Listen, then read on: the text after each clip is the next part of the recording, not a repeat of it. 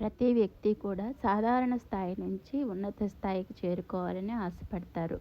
దానికోసం భగవంతుని కూడా పరిపరి విధాలుగా ప్రార్థిస్తూ ఉంటారు. అయితే ఆ విధంగా చేసే భగవంతుని ప్రార్థనలో లేదా పూజలో ఏదైనా లోపాలు జరుగుతున్నాయేమో, అందుకే ఎదగలేకపోతున్నామో, ఒక్కసారి మనం చేసే దాన్ని అంటే చేసే పూజలో ఏమైనా తప్పులు దొర్లుతున్నాయా ఏమిటి అనేది ఒకసారి ఈ విధంగా తెలుసుకుందాం. మనం జీవితంలో మంచి స్థాయికి వెళ్ళాలంటే ఖచ్చితంగా దేవుని అనుగ్రహం ఉండాలి. దేవుని అనుగ్రహం పొందాలంటే పూజ చేసేటప్పుడు కొన్ని నియమాలను పాటించాలి. ఆ నియమాలను పాటించి పూజ చేసినట్లయితే కనుక వచ్చే ఫలితం అనేది ఖచ్చితంగా ఎక్కువ ఉంటుంది. ఎక్కువ రెట్టింపు పుణ్యం కూడా లభిస్తుంది. కాబట్టి ఈ విధంగా చేసి చూద్దాం. అలాగే జీవితంలో మంచి స్థానానికి కూడా వెళ్తారు. బ్రహ్మ ముహూర్తంలో దేవతలందరూ కూడా భూమిపై సంచరిస్తూ ఉంటారట. కాబట్టి తెల్లవారుజామున ఉదయం 3 నుంచి 5 గంటల మధ్యలో స్నానం చేసి పూజ చేసి అంటే దీపారాధన చేసి పూజ చేసుకుంటే సకల దేవతల అనుగ్రహాన్ని పొందవచ్చు. ఉదయం ఈ సమయంలో పూజ చేయలేని వారు ఓం నమః శివాయ అనే మంత్రాన్ని 108 సార్లు జపించినా కూడా 1000 యాగాలు చేసినంతటువంటి పుణ్యఫలం లభిస్తుందట. బ్రహ్మ ముహూర్తంలో పూజ చేయలేని వారు ఉదయం 10 గంటలలోపు సాధారణ పూజ పూర్తి చేసుకోవాలి. దేవుని పూజలు నైవేద్యంగా ఒక చిన్న బెల్లం ముక్క పెట్టినా చాలు. బెల్లానికి అంటు లేదు అనేసి చాలామంది పండితులు చెప్పడం మనం వింటూ వస్తున్నాం. దేవుడు ఈ విధంగా చేస్తే సంతోషించి ఇంటిపై ముక్కోటి దేవతల ఆశీర్వాదాన్ని ఇస్తాడు. దేవునికి నైవేద్యం పెట్టేటప్పుడు పూజ మధ్యలో నీళ్ళను చిలకరిస్తూ ఉండాలి. దేవునికి నైవేద్యం పెట్టిన తర్వాత 5 నిమిషాలు అలానే వదిలేసి పూజ గది నుండి బయటకు వచ్చేయాలి. ఇలా చేస్తే ఆ భగవంతుని చల్లని చూపులు మనపై ఉంటాయని పండితులు చెప్తున్నారు. ఇంట్లోని పూజా గదిలో 2 వైపులా కూడా పసుపుతో స్వస్తిక్ గుర్తును రాయాలి. రాసి కుంకుమతో బొట్టు పెట్టాలి. ఇలా చేస్తే ఇంట్లో ఏదైనా వాస్తు దోషం ఉన్నా సరే దానికి యొక్క నెగిటివ్నెస్ పోయి పాజిటివ్ శక్తి వస్తుంది. లక్ష్మీదేవి కటాక్షం కలుగిస్తుంది. ఓం నమః శివాయ కోరుకునే గంట కొడితే అంటే మనం ఏదైనా దేవాలయానికి వెళ్ళినప్పుడు లేదా ఇంటిలో పూజా మందిరంలోనైనా సరే ఓం నమః శివాయ అని మనం కోరుకునే ముందు గంట కొట్టి భగవంతుని ప్రార్థించినట్లయితే ఆ కోరిక నేరుగా భగవంతుని దగ్గరికి చేరుతుందని శాస్త్రంలో చెప్పబడింది. పూజ పూర్తయిన తర్వాత ఇంట్లో ధూపం వేసుకోవాలి. దీపారాధన చేసిన తర్వాత దీపాలు వెలుగుతున్నంతసేపు కూడా పూజా మందిరం తలుపులు తెరిచి ఉంచాలి. పూజ గదిలో లక్ష్మీ అమ్మవారి విగ్రహము లేదా పటం దగ్గర గవ్వలను పెట్టి పూజించాలి. ఈ ఆచారం కొంతమందికి మాత్రమే ఉంటుంది. కొంతమందికి కలిసి రాదు అనేసి చేయరు. ఏ విధంగా ఆచారం ఉన్నవాళ్ళు ఆ విధంగా నిర్వర్తించుకోండి. ఇలా పూజిస్తే వారికి సిరి సంపదలతో పాటు సుఖ సంతోషాలతో వర్ధిల్లుతారని చెప్పబడింది. అలాగే పూజ గదిలో ఎల్లప్పుడూ అక్షతలు ఉండాలి. పూజ గదిలో ఉన్న అక్షతలను దైవశక్తి ఉంటుంది కాబట్టి పూజ చేసిన తర్వాత అక్షతలు భూమి తలపైన వేసుకుంటే దేవతల ఆశీర్వాదం లభిస్తుంది. లక్ష్మీదేవికి ఎర్రటి పూలు అంటే చాలా ఇష్టం కాబట్టి శుక్రవారం పూజ చేసేవారు లక్ష్మీదేవి పటానికి ఎర్ర మందార పూలు లేదా ఇంకా వీలైన ఎర్రని పూలు పూజకు పనికొచ్చేవి పెట్టి పూజిస్తే ఇంటికి లక్ష్మీ కటాక్షం వర్తిస్తుంది.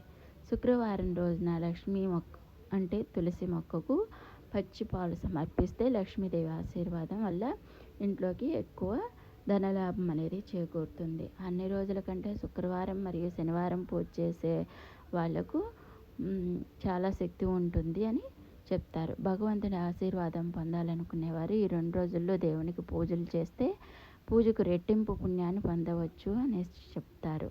అలాగే దేవతల ఆశీర్వాదం కూడా ఉంటుంది. వీలైనంత వరకు కూడా బ్రహ్మ ముహూర్తంలో పూజ చేయడమే చాలా వరకు మంచిది. అలాగే పూజ గదిలో ఉండే దేవుని పటాలు కూడా పాతవి ఉంచకూడదు. పాత అయిపోయిన వాటిని ఎప్పటికప్పుడు తీసి కొత్తవి పెట్టుకోవాలి.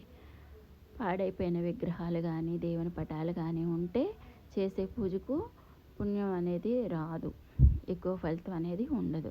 పూజ గదిలో పాత దేవుని విగ్రహాలు ఉన్నా పటాలు ఉన్నా వెంటనే తీసివేసి కొత్తవి పెట్టుకోవాలి. అలాగే పూజ గదిలో ఉన్న దేవుని విగ్రహాలు ఒకదానికి ఒకటి ఎదురుగా ఉండకూడదు. ఇంట్లో పూజ చేసేటప్పుడు ఒక రాగి చెంబులో నీళ్లు పోసి అందులో 2 తులసి ఆకులు వేసి పూజ గదిలో ఉంచి పూజ చేసుకోవాలి. పూజ చేసిన తర్వాత ఆ నీటిని తీర్థంలా స్వీకరించాలి. దేవుని ముందు ఉంచిన ఈ నీటిలో దైవశక్తి ఉంటుంది కాబట్టి దీన్ని స్వీకరించడం ద్వారా దేవుడు మనకెల్లప్పుడూ రక్షగా ఉంటాడు. ఇంటి ప్రవేశ ద్వారం వద్ద పసుపు నీళ్ళను చల్లడం ద్వారా ఇంట్లోకి లక్ష్మీదేవి అడుగుపెడుతుంది. పసుపు ఇంట్లోకి సానుకూల శక్తిని ప్రసాదిస్తుంది. ఇంటి ముందు పసుపు నీళ్ళు చల్లేవారు అంటే ఇంటి ముందు పసుపు నీళ్ళు చల్లేవారు ఆ నీళ్ళల్లో పసుపుతో పాటు ఒక నాణెం వేయాలి. నీళ్లు చల్లడం పూర్తయిన తర్వాత ఆ నాణెం పూజ గదిలో జాగ్రత్తగా భద్రపరచుకోవాలి. అప్పుడు దుష్ట శక్తులు ఇంట్లోకి రాకుండా ఉంటాయట. ఇంట్లో ఆడవాళ్ళు చేసే పూజ కన్నా మగవాళ్ళు చేసే పూజకే రెట్టింపు పుణ్య ఫలితం వస్తుందట. స్త్రీలు చేసే పూజలకు కేవలం తన సంతానానికి మాత్రమే పుణ్యం వర్తిస్తుందట. కాబట్టి కుటుంబం మొత్తానికి మంచి జరగాలంటే ఇంటి మగవారు తప్పనిసరిగా పూజ గదిలో బ్రహ్మ ముహూర్తంలో దీపం వెలిగిస్తే ఆ ఇంటికి అష్టైశ్వర్యాలు సిద్ధిస్తాయని, ఆయురారోగ్యాలు చేకూరుతాయని పండితులు ఆశీర్వదించి చెబుతున్నారు. శుక్రవారం రోజున రాళ్ళ ఉప్పు కొనుక్కుంటే చాలా మంచిది. శుక్రవారం రాళ్ళు ఉప్పుతో లక్ష్మీదేవి కూడా ఇంటికి వస్తుంది. అలాగే ఏదైనా శుక్రవారం రోజు ఇంటి ప్రధాన ద్వారం అంటే గడప దగ్గర కుంకుమతో ఓం అని రాస్తే లక్ష్మీదేవి అనుగ్రహం కలుగుతుంది. లక్ష్మీదేవి సంతోషించి ఇంట్లోకి ప్రవేశిస్తుంది. అలాగే శనివారం పూజ చేసేవారు ముఖ్యంగా పూజలో తులసి దళాలను ఉంచుకోవాలి. తులసి దళాలు లేని పూజ వెంకటేశ్వర స్వామికి నచ్చదని, ఆ పూజ సంపూర్ణమని వేద పండితులు చెప్తున్నారు. కాబట్టి శనివారం పూజ చేసేవారు పూజలో ఖచ్చితంగా తులసి ఆకులను ఉపయోగించాలి. ముఖ్యంగా శనివారం రోజున మాత్రమే దేవుని పటాలను శుభ్రం చేసుకోవాలని పండితులు చెప్తున్నారు. అలాగే మంగళవారం, గురువారం, శుక్రవారం ఇలాంటి రోజుల్లో దేవుని పటం లేదా దేవుని మందిరం శుభ్రం చేయకూడదు. శనివారం రోజున చేసుకుంటే చాలా మంచిది. అలాగే దీపం ఎన్ని ఒత్తులతో వెలిగిస్తే ఎటువంటి ఫలితం కలుగుతుందో ఇప్పుడు తెలుసుకుందాం. దీపం 2 ఒత్తులతో వెలిగిస్తే కుటుంబం మొత్తం సుఖ సంతోషాలతో ఉంటారు. అలాగే 3 ఒత్తులతో వెలిగించినట్లయితే అష్టైశ్వర్యాలు కలుగుతాయి. అలాగే 5 ఒత్తులతో కనుక దీపం వెలిగిస్తే ధన ప్రాప్తి కలుగుతుంది, ఆరోగ్యం వృద్ధి కూడా కలుగుతుంది. అలాగే 9 ఒత్తులతో కనుక దీపం వెలిగించినట్లయితే కీర్తి ప్రతిష్టలు లభిస్తాయని ఆధ్యాత్మిక గ్రంథాలు చెబుతున్నాయి. దీపం తూర్పు దిశలో పెట్టినట్టయితే మీకున్నటువంటి కష్టాలన్నీ కూడా తొలగిపోతాయట. అలాగే గ్రహదోషాలు కూడా తొలగిపోతాయి. అలాగే దీపం ఉత్తర దిశలో కనుక వెలిగించినట్లయితే ఇంట్లోకి ధన ప్రవాహం పెరుగుతుంది. అలాగే నువ్వుల నూనెతో దీపారాధన చేస్తే ఇంట్లో ఉన్న దుష్ట శక్తులు బయటికి పోతాయి. ఆముదంతో కనుక దీపారాధన చేస్తే కుటుంబంలో ఎటువంటి కలహాలు లేకుండా ప్రశాంతత ఉంటుంది. ఈ విధంగా చేసి అందరం కూడా భగవంతుని అనుగ్రహాన్ని పొందుదాము. మా వీడియో మీకు నచ్చినట్లయితే లైక్ చేయండి. అలాగే ఇంత మంచి విషయాలను మన ఆత్మీయులకు షేర్ చేయండి. అలాగే మా ఛానల్ని కొత్తగా చూస్తున్న వారైతే తప్పకుండా సబ్స్క్రైబ్ చేసుకొని మమ్మల్ని ఎంకరేజ్ చేయండి.